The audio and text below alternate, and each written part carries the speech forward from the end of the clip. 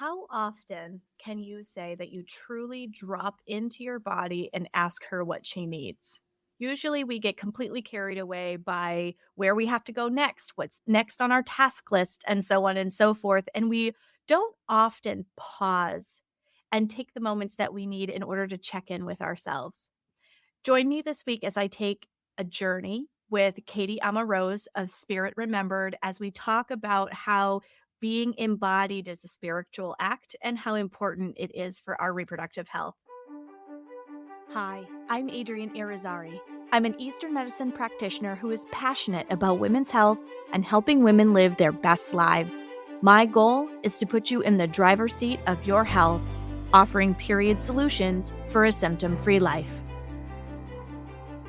Statements made in this program are for educational purposes only and not intended as a substitution for medical consultation or advice. We do not claim to diagnose, treat, or cure any diseases. This podcast is inclusive and welcomes all gender identities. The focus of the program is on biological function, and we will use the term women throughout, but it is referencing physiological and social challenges for biology, not identity. Come as you are, I am happy you're here and welcome all performances of identity. I hope you find something helpful in this show.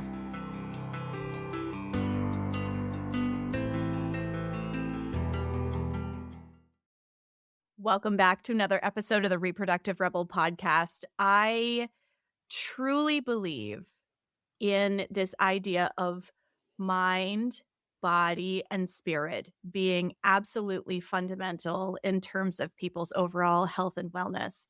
And I am so excited to have Katie Amarose on the show today. Katie Amarose is a professional priestess, space holder, transformational guide, and steward of the divine feminine mysteries. She supports women in their remembrance of who they truly are, coming home to their hearts and co-creating their lives from this space. She facilitates this embodied remembrance and transformation through one-on-one alchemical journeys, full body anointing, ceremony, workshops, retreats, and the Temple of Remembrance Mystery School. So as you can tell from that description, Katie really brings us home to our bodies in some really beautiful ways. And I am so excited that she has joined me for this conversation today. Welcome, Katie. Thank you. I am so excited to be here with you today. So Katie and I have worked and moved in very similar circles for a few years now, and we both have been on some pretty transformational journeys during that time frame and have co-created some really beautiful things. We have some sound and anointing journeys that are coming up together. If you are local to a seacoast area of Maine and New Hampshire, keep watching for those because those are going to be amazing. But there's this really big piece of being able to get into your body that is a really fundamental part of health. And this is why I wanted Katie to join me on the show today, because she speaks so eloquently about this aspect of femininity. So, Katie, tell us a little bit about how you came to this work. Yeah, I have a pretty typical story of how I really dove into energy work and my spiritual journey. I was physically ill. It began in high school, and I had all sorts of intestinal issues, and it led to really severe anxiety. I did not want to leave the house. I was really questioning what my future was going to look like, if I'd be able to, leave my parents' house to go to college, and just what my life would look like. And through that process, I was really struggling with Western medicine. There was no answers. The solution just kept being around medication, anti-anxiety, and antidepressant medication. And they didn't seem to want to hear that those symptoms came after the physical symptoms. I began to see an acupuncturist who did traditional Chinese medicine and herbs. And we changed my diet. We did the acupuncture work. He put me on some herbs. And within 10 days, I could function again. I wasn't cured. I wasn't healed, but something had shifted enough. I could, go back to school. And then through that, I dove into my family began seeing a shamanic-based energy practitioner. And through all of this, I was learning these very distinct, different bodies that we occupy. My physical body needed that diet change, needed those herbs and supplements. My energy body really needed that energetic support from the acupuncture as well as the shamanic energy work. And then I was uncovering that there was this whole pool of emotional stew, if you will, living in my gut that and just to see and then there was even beyond that as those areas began to heal and years of a journey, there was that piece too of the mindset. I had been sick for so long. I identified as a person who had stomach issues. I identified as, a sick person. And as the physical symptoms went away, as I worked with those emotional symptoms, as all those pieces, that last part I really had to work with was I'm not a sick person. I don't have stomach issues anymore. Like I need to let go of that version of me that was for so long and really meet and introduce and get to know who I am now. And through all of that, every step I took it was so not a conscious choice. It's like spirit just pulled me along. It was like, this is the work you're meant to do. And, at that time, I was in school. I had these other plans for what my future was going to look like. And anytime I sort of veered off that track, where I was like, yeah, this is cool. I'll do this for now. And then I'm going to do this thing. Spirit would somehow just bring me right back. I was like, this is your path. This is what you're meant to do. And it all sparked to the pieces I was already holding that were already coming natural to me, but I had no idea about. Like I was insanely empathic and picking up energy everywhere I went, but I had no words for that until I began to learn what this energetic realm really was and Mhm. how to operate with that. And yeah, and then through that, it has just been this ever spiraling journey. And we've gone deeper. And the way I show up in this, the way I offer this, my practice has evolved so much. But I just keep coming back to that piece of the importance of every aspect of us that makes us up in our beautiful forms. And none of them can be left behind. None of them can be looked over because they all bring forth what it is that's presenting in our physical body, our physical reality, and how we're moving through this world. Oh, that was so beautifully worded. And listening to you tell your story, there's so much of that that resonates with me. I mean, I had gastrointestinal stuff that kind of took over my life. And the further afield I went from the work that I was supposed to do, the sicker I got. Oh, yeah. Even just how I communicated myself to the world, like during the time when my gastrointestinal and migraine issues were the worst, is when I was trying to walk, talk, and speak like a patriarchal system, right? I thought, I Mhm. believed, I knew, I didn't feel. I had been told by a female executive in my very first job that if I was going to succeed as a woman in the working world, I had to think, believe, and know. I could never feel. I was like 21 when someone said that to me, and I took that so deeply to heart and made it such a part of the fabric of my body and how I moved through the world that I moved away from, loving to take pictures of flowers and walking outside. And I felt like I needed to, yeah, I mean, my entire closet when I worked in corporate America, because I, did that in a past life, was like all black and navy blue and brown and gray. There was no color in there. My heart wanted color, Mm. but that put me outside of the system and outside of that box that I was supposed to fit myself into if I was gonna be successful. And the peak of my health issues, like you were explaining, the peak of my health issues is when I was denying and not engaged with that spiritual side of myself, that emotional body side of myself.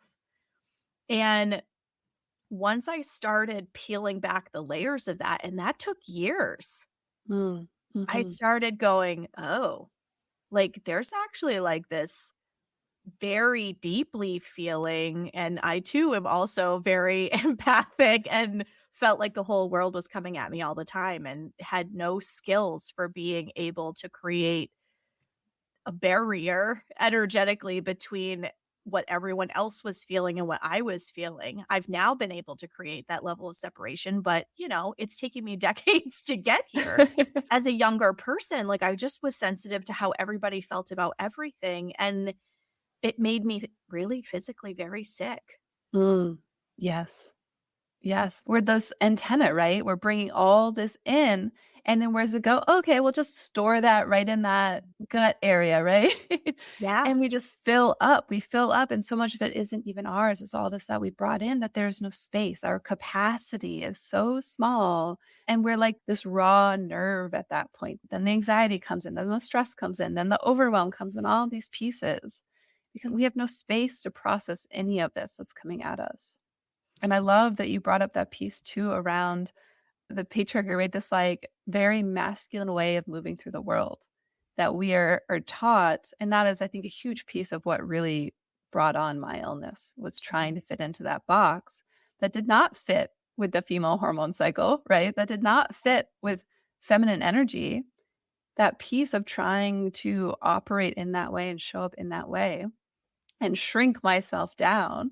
And did I try to just live my life on the side and to live the societal life otherwise, right? To fit in, to have that regular 9 to 5 job or to have that whatever it was. And then in the little bit of time I had to myself, try to be who I was. And it just was not, Spirit was like, move me. And every time I tried, I would get physically ill. And it Yeah. came to and then the last decade has been this balancing and this unraveling and the shedding of, okay, this is conditioned. This isn't really you. This isn't really where you fit. This isn't what you truly believe. This needs to unravel. Oh, this is hooked into this. This is that. And to really be able to show up in my divine feminine nature, in my actual energy cycles, and to work in that space. And that's one reason I love your work so much, is to be able to mirror that with my physical menstrual cycle, to live in that way and have this structure coming from a society that didn't teach me how to live as a woman. But to Yeah. go, oh, my body has this wisdom for me. I have my structure built in. I just have to actually flow with it. What? Thank you for saying that because I also had these same issues. And this is why I feel so passionately and why this show exists to let people know that, like, when you feel like you're trying to push a boulder up a Mm. mountain, like you physically and energetically are trying to push a boulder up a mountain. Like you feel that way for a reason because our body, just like the seasons in nature, gives us exactly what we need when we need it. Our modern world and the demands of the modern world exceed what our capabilities are and our limits are quite a lot of the time, and that's where a lot of disharmony comes from. But like where you were talking about, like, that denial creates stress and creates, the right conditions for anxiety and all of these things. Yes, yes, oh my freaking god, yes. Like I see that every day in my practice. And one of the reasons I love pelvic steaming and why when that modality came to light for me, it was such a powerful shift for me. Because as somebody who had, like you said, tried to live in this conditioned box because I wanted to be successful because damn it, I can do everything a man can do. And I wanted to prove that I could do it with a backflip and a twist because that's just how I'm wired. And that competitive edge kept driving me beyond, right? And I lived in my head and I thought through all of the things that I needed to execute on. And I still, to this day, have to physically put my hands over my heart to get myself out of. I'm also an Aquarius for anyone who is familiar with astrological signs. I very much live in my head.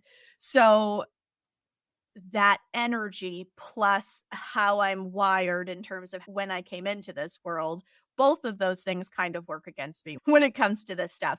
So I have to physically put my hands over my heart to check in with my body and go, does this actually feel aligned to me? Or am I doing something that my ego brain is telling me I have to do? Is it too much for where my physical body is showing up today? And pelvic steaming was the very first thing for me that really brought me down out of my head and into my body in a Mm. very embodied and visceral way saying, "Girlfriend, you need to check in with this body you have here. And you've gone so far afield from where you should be that this is why this isn't working for you." And as those structures started to fall apart, my practice really started to grow in some absolutely beautiful and magical ways. And the most amazing people came through the door because I wasn't trying to force it from an ego space. I was just feeling into, does this feel good in my body or not? And going with it and trusting that my body wisdom knew so much more than this thing that sits on top of my shoulders, right? Yes. And you've been on some of this journey with me. So you know how hard that's been for me to be like, okay, brain, I hear what you're saying. However, body, where are we at today? Yes, I think so often we think we are our mind, and so often we are anchored into this mind and then we're floating above. We are nowhere in our body. And it can be really challenging to actually come into this vessel because we've kind of turned it into that crazy overflowing closet that we may all have in our homes. Yes. And the idea of coming into it is that same idea of opening up that closet door when everything's built up against that door. And we know as soon as we open that, it's all going to come tumbling out. And we go, nope, I'm just going to, I might even just put a chair against that. I'm not going anywhere near that. And so to drop in, so many people get caught up on, I don't know how to do that, or, I can't do that. And it's having that compassion and that patience with ourselves, knowing, okay, this isn't just an easy, we're not just dropping into this already, we're learning a new skill, I should say. It's a skill that we all inherently have and know how to use, but we have to remember it. Mm. And in doing so, it's not like we just came into this body and it's this pristine, empty vessel that we're occupying. We have years of stuff built up in there, right? We have years of emotions we didn't want to feel, that we didn't have the space to. Maybe we've been in survival mode up until now. And so as we begin to drop in, it can be really uncomfortable. We've also built our lives from this headspace. We've built our lives from this conditioned space. And sometimes those lives are extremely out of alignment for ourselves. And we live in this place, right, where there's this magic pill for things, or where there's this like quick fix for all of these pieces. And so in our mind, we think that we need to just make it work. We need to just like find the way to fit into our job or to make this work or to shift our mindset in that. When the reality is, as we begin to tap back into ourself, back into our body and listen to the wisdom she has, sometimes our life changes drastically. Sometimes we are extremely aware of all the things going on that are out of alignment that we're not the problem in. We don't need to fix ourselves. We need to shift our reality. We need to shift the life that we're co-creating for ourselves. And that's no small feat. That takes tremendous courage. So beautifully worded. And there's so many pieces of that I think are important to call out because where you're talking about this reality that you're co-creating and we just don't like drop in with this understanding of like how to get into this space. This is where I think the work that you do is so incredibly important because at some level women understand that they're intuitive, although it may not be a conscious thing. They just go, "Oh, well my gut said this was a bad idea," right? But they might not have vocabulary for that. So I think that's important to like call out and name. Like when you have your little gut bells go off and go, I think this is kind of a bad idea. She's really smart and you should listen to her. And it may not make sense in this thing that sits on your shoulders, right? And I'm pointing and tapping to my head when I'm saying all of this. The head may not be able to make logical sense of it, but actually the logic usually follows afterwards. The Mm. body shows up and goes, heck yes, hell no, like very quickly off the bat. And you might not know why, but your brain tries to make sense of it. And if your brain can logically make an argument that this isn't logical, oftentimes we try to defer to, well, my brain makes a great case for this, right? So one of the absolutely beautiful things about Katie's work is the fact that she teaches you, she is your guide on how to get back to yourself, your truth, your authentic voice, which all lives within all of us. Yet most of us don't know how to get there. And I also want to like just talk about the spiritual side of this too. Like we have this idea in our culture that the spiritual journey is beautiful and bliss and we just like float into perfect alignment. That's all bullshit. Let's put that out there. I have had, and Katie has witnessed this, I have had transformational periods in my life where I am like, I need to embrace the suck simply because I realized how far outside of alignment I was and what it took to bring me back in alignment. I really felt like my soul was being baptized in fire, right? So Mm. this spiritual journey isn't like sunshine and roses and pretty clouds and fairies, right? Although we have this kind of expectation of this journey. But what it does is it's asking you, it's inviting you to really take a look inside of yourself and go, what does the little kid inside of you need? Because that little kid was the most authentic version of you before the world ever came in and told you you had to act a certain way or sound a certain way or dress a certain way or be a certain way. And this is what those expectations are, right? You saw the truest version of yourself when you were a child. Things that you were attracted to that made you happy inside, all of those kinds of things. Knowing how to play. Oh my God, we Mhm. totally forgotten how to play Oh, yes. because adulting sucks. We we have such an expectation and like this level of perfectionism because, everybody's house looks like Better Homes and Gardens TV Mm. on freaking Instagram. Like that shit isn't real. If you look at those people's houses, those videos were probably filmed with all of their clutter to the sides. Like, let's be real, right? But we create all of these unhealthy expectations for ourselves and think that we have to hold ourselves to these benchmarks, and because all of that takes thinking, right? We're all in our thinking brains to try to get there. We lose touch with how does this actually feel inside of my body, Oh, right? so Like, true. and if we really stopped for just a second and touched base with putting your hands over your heart. For me, this is how I do this when I'm busy and I can't sit on a steam stool, which also helps bring me into this space. But I put my hands over my heart and I go, "How are you feeling?" Which sounds like you're having a conversation, right? For me, that's the easiest way to get there. So, Mhm. for people who are listening who are totally new to this concept, how would you recommend they get started being able to initiate this conversation with themselves, Katie? Yeah. Yeah, it's a great question. I think a really big piece of everything you just touched on is the necessity for presence in order to do this. So often you said that, our body says something to us. We have that gut instinct. We have that this is not for me, this is for me, this yes, this no, whatever it may be. But in order to actually notice that, we have to be here now. We have to be in this now, here and now space. And our mind often keeps us in the future or in the past, right? We're worrying about something that happened, or we're stressing about something that we have to have happen in the future.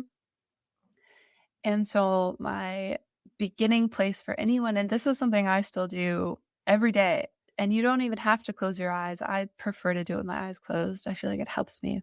But just close your eyes and take 3 deep breaths. And during that time, right, we're not multitasking. We're not also helping someone else. We're not checking our phone. We're not running through that to do list. We are fully focused on those 3 deep breaths. That can take 20 seconds. We all have the possibility to put a 20-second practice like that throughout our day.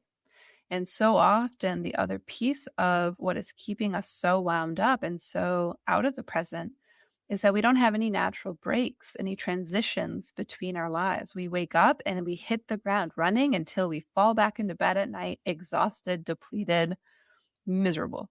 Mhm. And so just these 3 deep breaths can be that natural transition. So say, you wake up and you have your breakfast and you've been getting ready, you've been getting dressed, you've been possibly getting the kids ready, you've been whatever you need to do. And, you have your coffee made or you have your breakfast made. You sit down before you eat, close your eyes, take 3 deep breaths. And you are saying to yourself, okay, I'm ready now. I've gotten dressed. That part's done. We're ending it. And we are restarting something else now.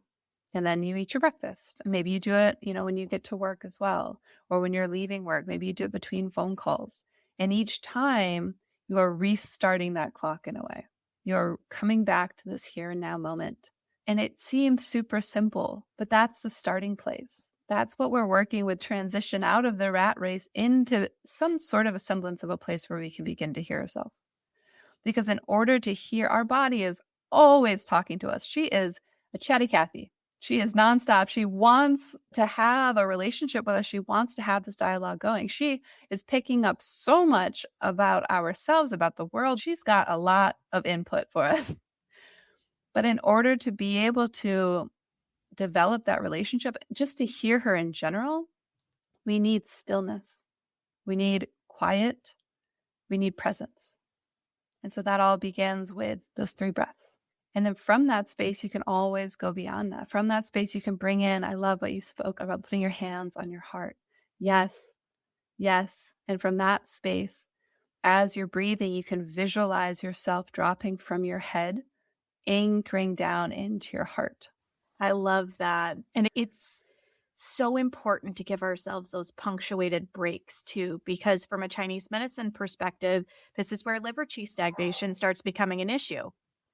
And that is a big culprit behind period cramps, right? So if we're able to give ourselves those moments, it does help the health of your cycle. It helps for headaches that arise during different parts of the month, because when we're stressed, we're constricted and we don't have proper energy and circulation of fluids in our body, right? So being able to give ourselves these punctuated moments of dropping in like that tells your nervous system, hey, I'm not being chased by a saber-toothed tiger all the time. It's totally fine to take these few breaths and to just relax. One practice that I've gotten into, and anybody who follows me on Instagram, you'll randomly see pictures of flowers. I'm kind of a silly person when it comes to going for a walk with flowers. I climb into flower beds. I'm like, oh, that's a pretty flower, right? But I've started doing that because it keeps me in the present and it makes me walk slower, right? Because if you're walking with intention, like you have to get somewhere by a certain time and you've got to be back to your office by a certain time, your nervous system doesn't have a chance to like down regulate and go, hey, I'm actually not being chased. Getting out and moving the chi in your body, but doing it at more of a leisurely pace. See what kind of cloud animals there are. For me, it's flowers. I love flowers and foliage. And you'll, again, if you watch my stories on Instagram, I am constantly taking pictures of wildlife and nature and all of these things because these are things that I'm seeing when I'm out on my walk and they fill my cup and they fill my soul and they make me happy and they bring me joy, but they've also been my way of forcing myself to slow down and literally and figuratively smell the roses because it helps bring me back into my body. I love the work that I do. I know without a doubt in my mind that I am doing exactly what Spirit called me to do in this life. And yet, the pace at which I have to do it sometimes causes stress, right?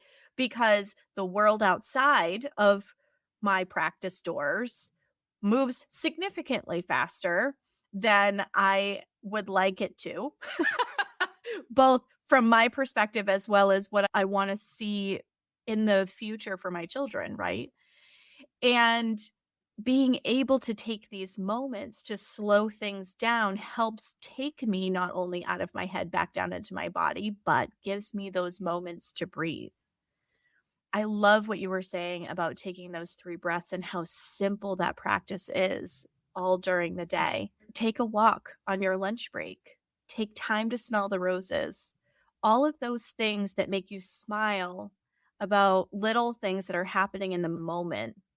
A lot of times, like, our current moments are happening through the lens of a camera because we have a phone up in front of us. And yes, it's wonderful. I love the fact that my phone has allowed me to preserve sections of development of my children's lives and all of these things.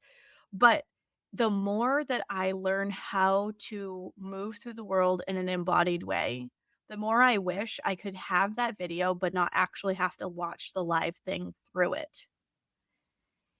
Because we miss out on the now. We're always talking about, you're going to take that trip in the future. You're going to do this thing in the future. When things slow down, they don't unless you make that time for it. Yeah, and this goes back to what you're speaking of, the spiritual journey. This idea we have of what it is and this intense, whatever the ideas are. The reality is that everything you just spoke of, seeing and smelling the flowers, right? Going on that walk, all of these pieces of bringing ourselves into the present moment, that is a spiritual journey. Bringing joy back into our life, reclaiming our lives in general, not just being on this continuous 24/7 track that doesn't ever end. And then we're so depleted, right? We need either an intense break on the weekend or we need that vacation or whatever it may be, bringing that all into our moment to moment existence. Spirit is all around us, beauty is all around us. And it's finding ways to bring that back in for ourselves. And it's going to look different for every single person.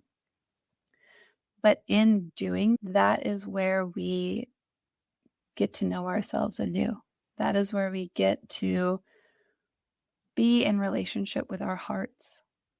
And that is where we go back and we meet that authentic us, which you had spoken to, right? That was who we were as small children when we weren't trying to conform, when we were not trying to have to be a certain way. It might be different for everyone, which age that actually started to shift. But we can have that again. We can prioritize fun and play again and laughter.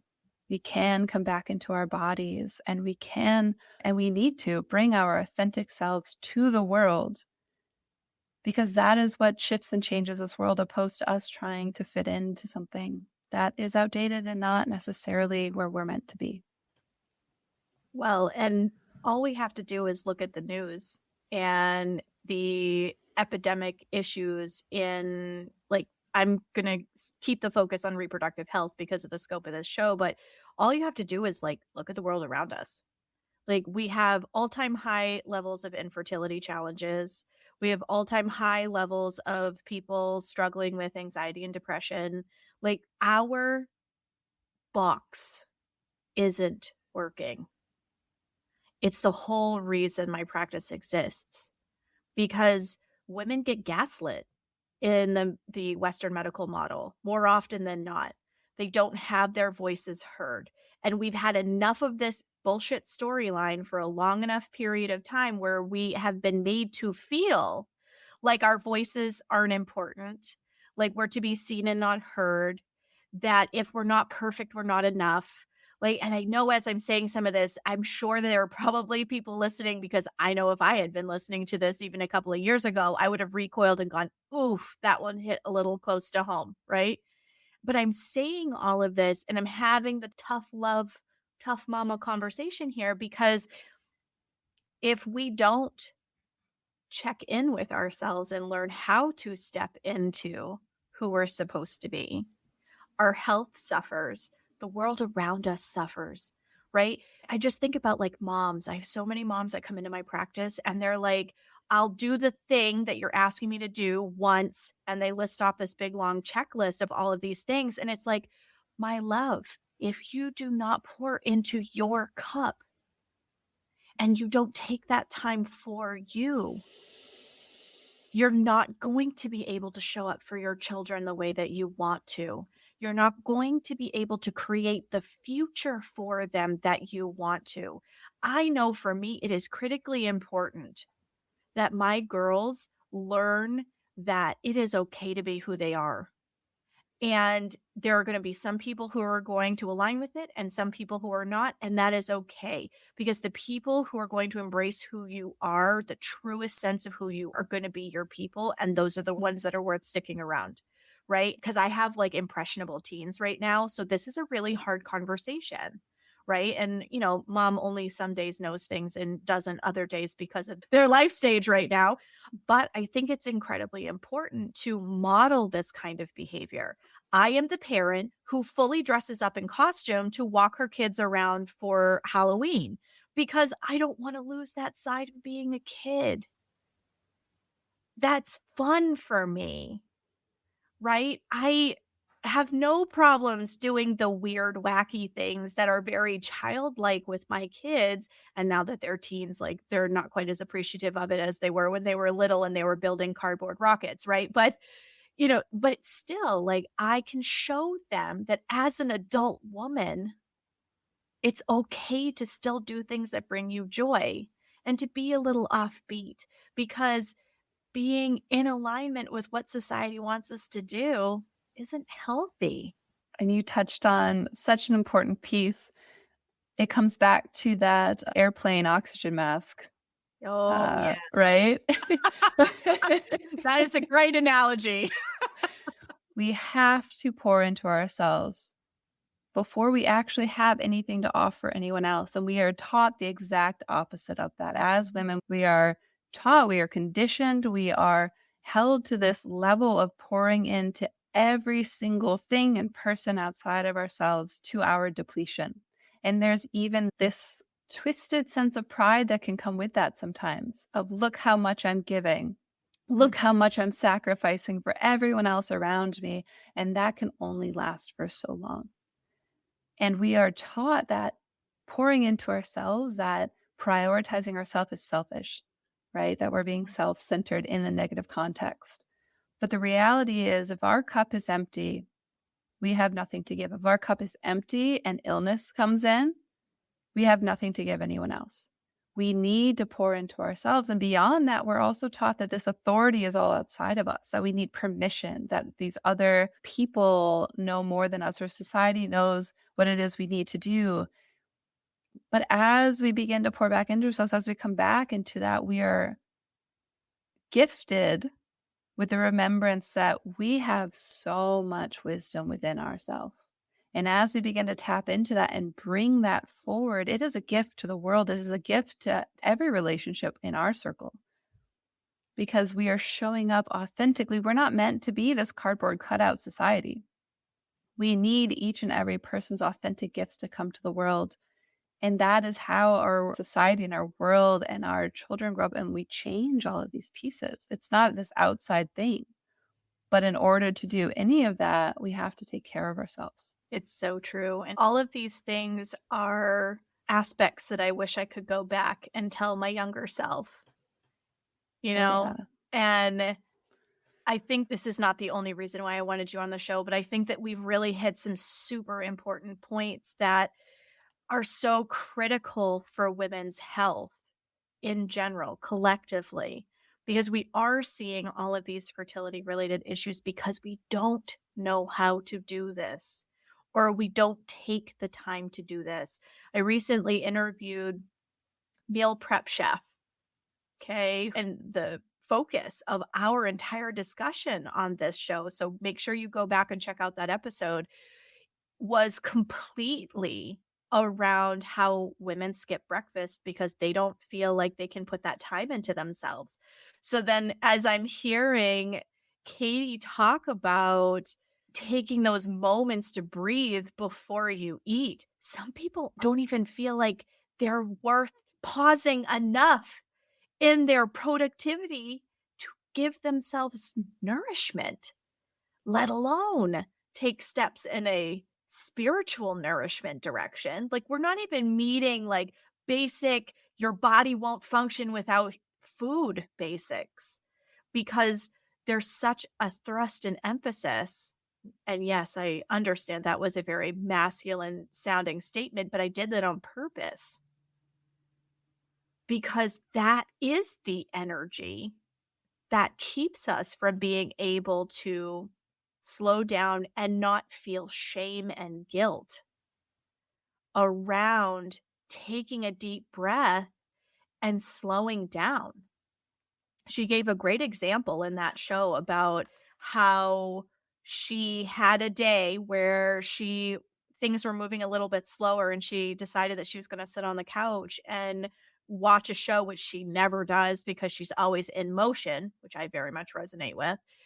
And her fiance came home and she jumped, almost like, "Oh, I feel guilty. I'm doing something I shouldn't be doing. I should be in motion right now." Right? I've had that same response. So many of us have that feeling like if we sit idle for just a couple of minutes, we're doing something wrong. We're breaking the rules somehow in a bad way. So, if you don't take anything else from this episode, it's that you deserve to pour into your own cup. And you actually have to prevent illness. And I also love how we've talked about this spiritual aspect of things without any labels, because you do not have to have a label for how you experience your spirituality. And yet it can be a very present part of your life. And so don't feel like being spiritual has to come with a certain label or a certain prescribed way of doing it. Being embodied and in present in your life is a spiritual experience if you only allow yourself to have it. Beautifully put. Yes. Yes, yes, yes. The other piece I want to add to that is as women, we are communal creatures. We are not meant to do this alone. And so often our lives and the amount we're each carrying put us in this position where we're doing so much alone. And so the idea of even taking these sacred pauses can feel overwhelming. The idea of trying to figure out how to shift our lives, how to begin to create space within our being, all of that can feel extremely overwhelming. It can feel like just one more thing we need to add to our super insane to-do list. And in these moments, this is where sisterhood comes into play. This is where allowing someone to support you in this shift, in this process. Sometimes, yes, we have all of this wisdom within our body, but sometimes we need some support. We need some holding to help us be able to access it, to help us on that journey of remembrance. And that is perfectly okay. That is how we are wired to operate. And I think it's so important to acknowledge that, because we are very much in a culture where we're expected to do it on our own. And globalization has been really beautiful in a lot of ways, but it's also been very isolating in a lot of ways because families have moved away from family members, or maybe they've made choices because being near their biological family doesn't feel aligned to them. But in a lot of cases, that movement away from that village idea, right? That communal idea has created additional mental health and physical health burdens on people because the demands far exceed your capacity. And as women, we're communal creatures and we're verbal creatures. We are verbal. We need to have a place to unpack and process and share who we truly are, what we truly need, even if we feel guilty as hell having it come out of our mouth. The weight will lift off of your body when you have that space to be held safely to express what you need. And this is one of the completely magical, invaluable, man, there's so many words that I could use to describe the work that Katie does, is we need this so badly, and we need it right now more than ever. And the longer that I've been in practice, the more deeply I see this connection. Like if you saw in season 2, I did an episode with Dr. Emily Wilson, and we talked about emotions being held in the pelvis. I've done several episodes about how important the emotional body is. And this is why I'm so happy to be joined by your skill set today because now I think we need to talk about the spiritual side of it because your physical body is a manifestation of energy and motion, which are our emotions, and our ability to have a relationship with the spiritual side of our life. Mm. And we've totally lost this skill. And I love that her practice is called Spirit Remembered, and that her mystery school has remembrance in it because the fabric of her body knows how to do all of this. But because we listen to this thing that sits on our shoulders, this head of ours so much, we forget that we have this ability, this innate capability. We have cellular memory around this, folks. And Katie helps facilitate bringing that into fruition, helping you get back to where that is. And what it feels like to come into right relationship with it. Everything that I do in my practice is about bringing you into right relationship. And there's a trifecta that's involved there. Your physical, Mm. emotional, and spiritual body to bring you into right relationship. You cannot have one without the other. If I have learned anything through my baptism by fire spiritual journey over the course of the last few years, it has been that you cannot have one without the other two. You cannot have two without one. You cannot. It all has to be there in order for you to truly be able to live in this life. Yes, so beautifully said. We are divinity embodied. We are all of our pieces. We are not just a physical body. We are not just our mind. We are not just our emotions. We are not just spirit embodied. We have to find that marriage point between all of them. And one of the pieces I love so much about the work that I do and about my journey has been coming to this place collectively. This is happening all around the world for us, where we're coming to this remembrance that our bodies, our wisdom, our spirit, we have access to all of the wisdom that we need. Everything we need is within us. It's just coming back to that. We are all sovereign beings.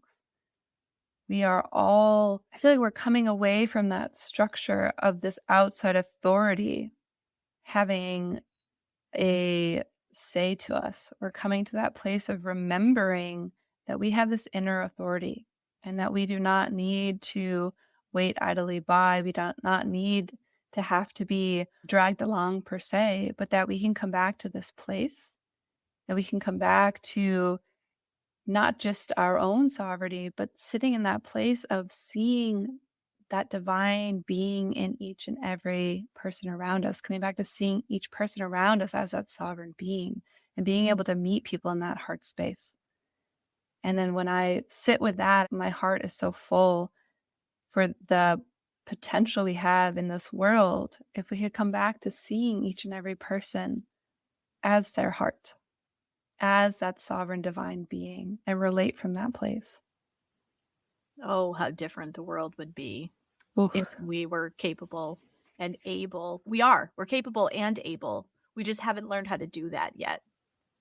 One thing that I started thinking about as you were saying that is that we tend to have that call back to our bodies, what we want to do in the world, all of these kinds of things as we start our perimenopausal journey. That is actually a very natural, energetic transition because you're no longer focused on home and hearth and raising your kids. You're starting to think about like you're turning outward, right? What is life going to look like after my children are grown? You start asking questions around what feels aligned to you.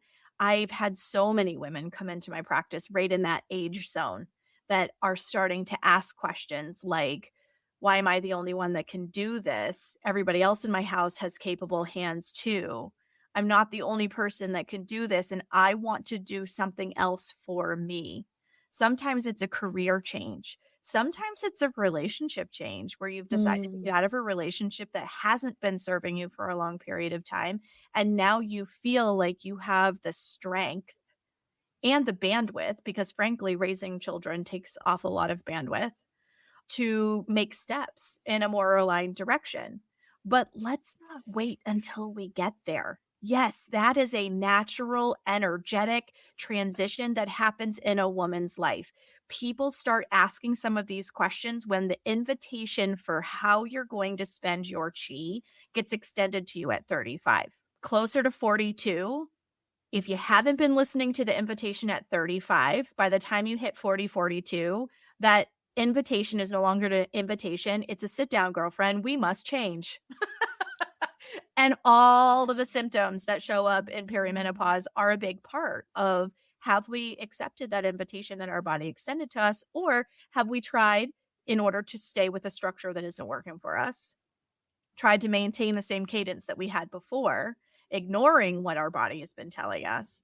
And then it starts to become incredibly symptomatic. But I did want to highlight, because, there has been a lot of interest on this program about the perimenopausal journey and things that signal the perimenopausal journey. What do I do with this journey? I feel like a crazy person. And I think that it's a really beautiful piece to also add it in a thread to add into this conversation, because we naturally start asking some of these questions as our energy shifts when we start coming into the very early stages of our perimenopausal journey. We do naturally start asking some of these questions. We start seeking out places and spaces where we can be held in some of this. It feels incredibly uncomfortable and sometimes very confrontational for people who are brand new to this idea of doing things for themselves and pouring back into their own cup.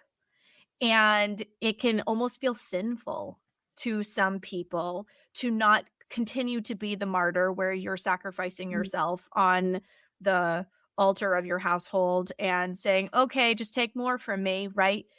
Because that's a very real experience for people. Again, a lot of shame and guilt that goes into that. But your body, your energetic changes that naturally start happening at the beginning stages of this perimenopausal journey essentially don't give you a freaking choice. They go, no, you must change now. Otherwise, you end up with things like breast cancer. Like, that's a very real example of how energy that's not addressed and not well supported because of an overtaxation, and in a lot of cases suppression, can mastitize. That's just one example. Fibroids are an example. Like, I could go on and on. Like, the body says you've bottled this stuff for too long. You haven't had a container with which to address it, release it, deal with it, have a community of people to share it with and hold you in that vulnerable space so that you can feel truly seen and heard. That's something that is so damn important to me in my practice and why my appointments are as long as they are, because I don't want you to feel like a number. I want you to feel seen and heard and have a conversation with me as a practitioner. I mean, I get very candid with people, but it's because that is me developing intimacy, because we don't have enough spaces for that. It directly correlates and impacts your journey if you truly are invested in creating holistic solutions for yourself. There's so much buzzword. I did an episode in season 2 about holistic wellness not being an Amazon Prime kind of fix. And I did one about holistic herbalism and its difference with allopathic herbalism, right? Where you have a symptom and you're giving an herb for that specific symptom instead of going, well, what's the root cause? What is the reason that this is all happening?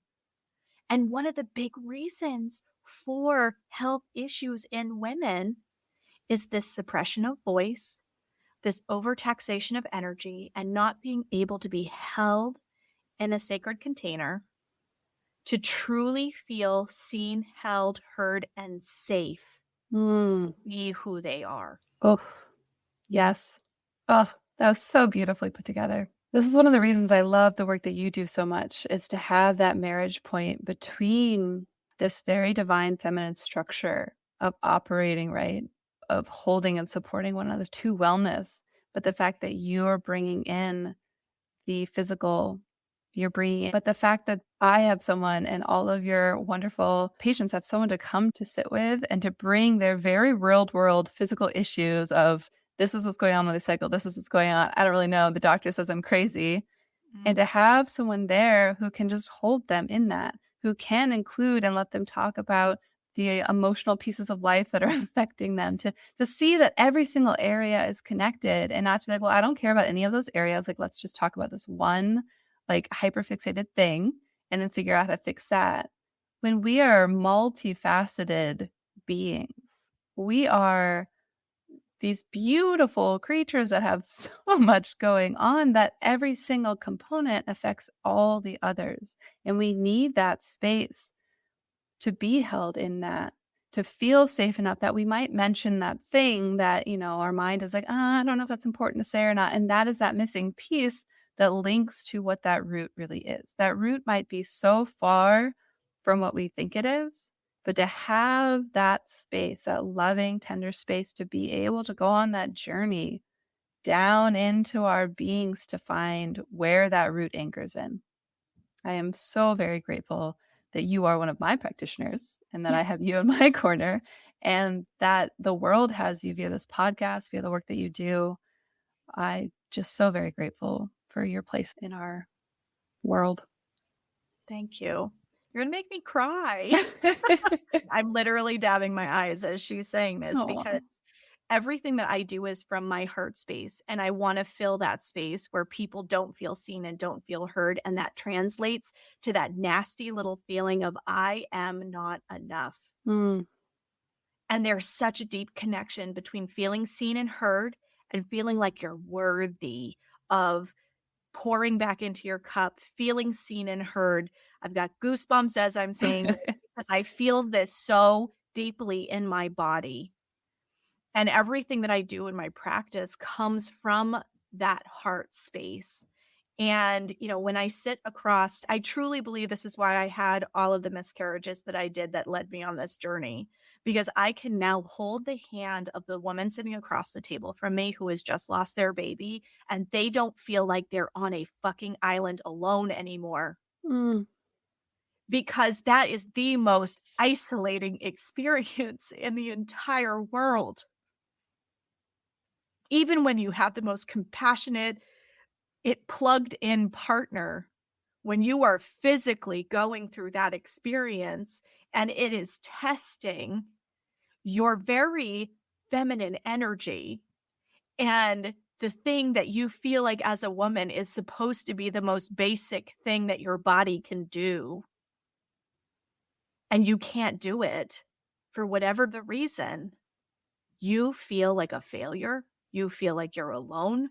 You feel like there's nowhere to turn. We don't talk about that topic nearly enough, and so that people don't feel alone. So I truly believe that I had to go through all of that heartache in order to be able to truly see people where they're at when they're in that moment of complete anguish and isolation. And talking about the spiritual journey being a baptism by fire, like, I feel so grateful that I have been led. Spirit has guided me in the direction that I have gone in because it's helped me to help so many people. That is why I am here. That is why I do this. That's why this show exists, because you deserve to understand how your body works. The system has kept this information from you for too long. Not just how do I keep myself from having period cramps. You're probably having the cramps not only because of something you're doing physically, but because of something you're denying inside of yourself. And Katie is one of my practitioners as well. Because I needed to be able to do this in order to show up in my practice the way I needed to. And like I said before, it is not a graceful transition, man. Like, you have to really take a look at some of those deep parts of yourself that you don't dare voice because Mm, they trigger feelings of shame or guilt or around ideas of self-worth or whatever it is. But when you take a deep look at that and you go, well, where the hell is this coming from? Because I am a whole person and I'm here for a reason. All of that shifts because then you realize that a lot of this garbage that you tell yourself is because of the construct, not because of you and who you are. And Katie's work helps you to unlock that and get in touch with that and find and reclaim and remember that part of yourself, which, like she said, is in there. It's mm. just sometimes needs a guide and the roadmap for the journey of how to actually get there. Oh, I love talking about this so much. I feel like it's gonna make me cry now. I just want to echo a couple words you just said. We are whole people. We are here for a reason, and we are worthy and important. Mm. Let that sink in for a second. I'm going to let those statements that she just said sink in for a second. Because we have this inner critic who's very loud and oftentimes tells us exactly the opposite. Mm. We are whole. We are deserving of love. You are enough. And I actually feel like that is probably the best way that we could possibly end this episode. You are enough. And your health depends on your embodied belief of exactly that. So if you are feeling called to reach out to Katie Amarose for some of this guide work to be able to bring you home to who you really are, how can people find you? Mm. They can find me at my website, spiritremembered.com, Instagram, Spirit Remembered, and on Facebook, I have a page, the Temple of Remembrance, and that will be full of just some free content, tidbits, meditations, things to just help along this journey, help along our lives. Thank you so much for having me. It was so wonderful to be here. Oh, thank you so much for joining me. And if you can't tell by the cadence with which Katie speaks, just listening to this episode, her meditations are juicy and amazing. And I highly recommend you checking out the Temple of Remembrance on Facebook. But all of her contact information is going to be in the show notes. Be sure, if you are feeling called, to reach out to Katie. She does amazing work. I can absolutely attest to that and witness that. And thank you again so much for coming on the show today. This is medicine that so many women need. Thank you for joining me for another episode of Reproductive Rebel.